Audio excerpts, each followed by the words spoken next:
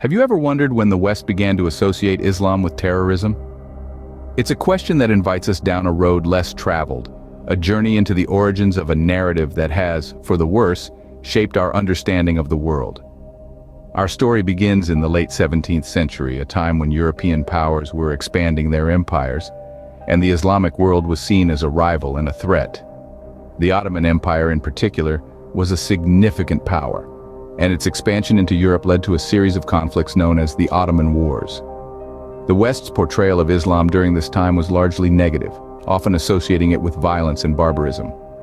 Fast forward to the 20th century, and the narrative takes on a more sinister tone. The Iranian Revolution of 1979 and the subsequent hostage crisis marked a significant turning point. The West's portrayal of Islam shifted from an ancient rival to a modern terrorist threat. The media played a crucial role in shaping this perception, with images of angry mobs and burning American flags dominating the airwaves. The narrative was further cemented by the tragic events of September 11, 2001. The terrorist attacks carried out by individuals claiming to act in the name of Islam were widely covered by the media, while the actions of a few were used to define the many acts of terrorism committed by individuals from other faiths or ideologies often went underreported or ignored, further reinforcing the association between Islam and terrorism. And so, throughout history, the West's perception of Islam has been shaped by conflict, fear, and misunderstanding. The narrative has evolved, adapted, and been manipulated to serve the interests of those in power. And so, the seed of a narrative was sown, a narrative that would grow and take root in the minds of many. As we delve deeper into this topic, we'll uncover the lesser-known truths and shed light on the historical conspiracies that have shaped this narrative.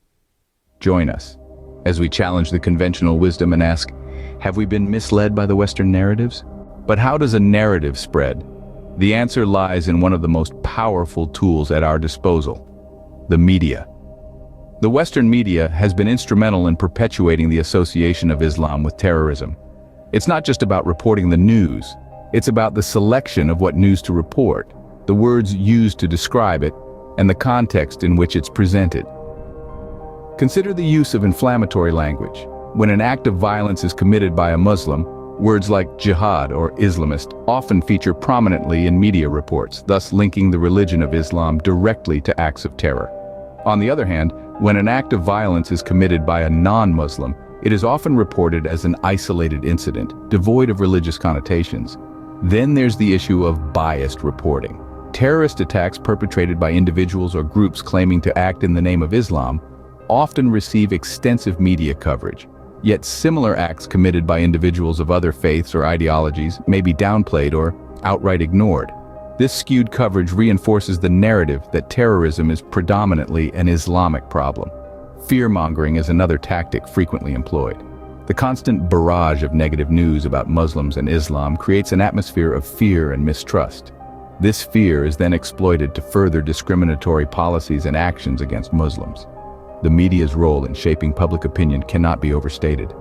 The images we see, the stories we read, the headlines that catch our attention. All these contribute to our understanding of the world. And when these images, stories, and headlines consistently portray Islam in a negative light, it's no wonder that Islamophobia, or prejudice and discrimination against Muslims, becomes a pervasive issue in many Western societies. In this way, the media has played a pivotal role in shaping public opinion and fostering a climate of suspicion and discrimination against Muslims. The media is not just a mirror reflecting reality. It's a lens through which we see the world. And when that lens is distorted, so too is our perception. So, what happens when an entire religion is unfairly associated with terrorism? The answer is a potent concoction of fear, prejudice, and discrimination, collectively known as Islamophobia. This pervasive issue has seeped into the fabric of many Western societies, casting a looming shadow over Muslim communities. Perhaps the most immediate and palpable impact of Islamophobia is the hostility and suspicion that many Muslims face in their everyday lives. From racial profiling and hate crimes to subtle microaggressions, the consequences are far-reaching and deeply ingrained.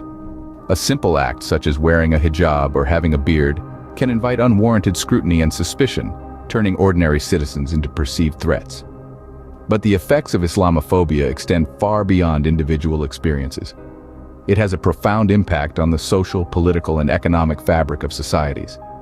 It can lead to discriminatory policies, such as travel bans and surveillance programs, that disproportionately target Muslim communities. It can also stoke social division, creating an us versus them mentality that fosters resentment and alienation. Perhaps the most insidious aspect of Islamophobia, however, is its role in perpetuating the narrative of Islam as a terrorist religion. By painting all Muslims with the same brush, it reinforces the stereotype that Islam is inherently violent and incompatible with Western values. This in turn fuels the cycle of fear and prejudice, creating a self-fulfilling prophecy of sorts. It's important to remember that the vast majority of the world's 1.5 billion Muslims are peaceful individuals who unequivocally condemn violence. Many are actively working to counter extremist ideologies within their communities.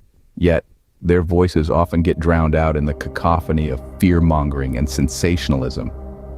In this climate of fear and prejudice, the narrative of Islam as a terrorist religion not only survives but thrives. It feeds off the very fear and prejudice it helps create, becoming a self-perpetuating cycle that's difficult to break.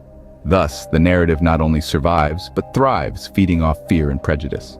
But what about the countless Muslims who unequivocally condemn violence and terrorism? Let's delve into the other side of the story, often overshadowed by the broad strokes of media portrayal. Islam, like any other religion, is rich with diversity. It is not a monolith and cannot be reduced to the actions of a tiny fraction who misuse its teachings. Across the globe, from the bustling cities of Jakarta to the serene landscapes of Senegal, Islam is practiced in myriad ways, reflecting the cultural, historical, and personal nuances of its adherents. The complexity within Muslim communities is vast. There are scholars and poets, scientists and artists, philanthropists and everyday heroes who strive to live out their faith in ways that contribute positively to their societies. Their voices, however, often fade into the background in the face of sensationalist headlines. But they are there, making a difference in their own quiet yet significant ways. Take, for instance, the countless Muslim organizations dedicated to peace-building, interfaith dialogue, and community development. These groups actively work to counter extremist ideologies within their communities, fostering understanding, unity, and peace. They challenge the misconceptions, engage in constructive conversations, and strive to create a world where faith is a bridge rather than a barrier.